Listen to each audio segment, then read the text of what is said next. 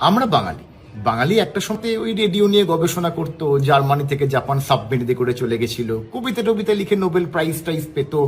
এখন ওইসব পড়াশোনা করবার কোনো বালাই নেই। এখন 5 তলা মল পুরোটাই এন্টারটেনমেন্ট। এখন বাঙালি সোশ্যাল মিডিয়াতে নজর ইজ রিয়েল লিখে পোস্ট করে। বসকে বললাম, স্যার এই বছর এত কম ইনক্রিমেন্ট দিলেন কেন? বস বললেন যে অন্য টিমের অর্পিতার সঙ্গে আরো বেশি বেশি কথা বলো, লোকের নজর লেগে গেছে, সেই জন্য ইনক্রিমেন্টটা হলো না।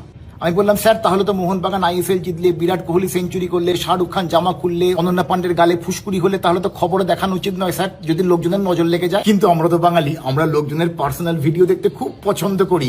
দুবাইতে দিদি ভাই, ব্যাঙ্গালোরের বেবি ডল, পশ্চিমে 5 ফোড়ন, শিলিগুড়িতে বড়বউয়ের হামাগুড়ি, সবকটা লাইফস্টাইল ব্লগিং চ্যানেল আমরা ফলো করি। কিন্তু কোথাও একটুখানি অন্য কিছু হলেই না আমরা সঙ্গে সঙ্গে বলবো। এই সব পার্সোনাল জিনিস কিন্তু সবাইকে দেখাতে নেই, তাহলে লোকজনের নজর লেগে যেতে পারে। মানে দেখবো সেটাতেও মজা, আবার কিছু হলে লোকের কাটা খাই নুনে ছিটে দেবো, তাতেও খুব মজা। আমাদের দেশে রোড অ্যাক্সিডেন্টের কারণে প্রায় 1.5 লাখ মানুষ প্রতি বছর মারা যান, 10,000 জন করে কৃষক আত্মহত্যা করেন। সবই কি ওই মনাই পিসি আর সুবল কাকু নজর দিয়েছে বলে হয়েছে? তাহলে প্রশ্ন করবে, নজর বলে কি কিছু হয় না? হ্যাঁ হয়।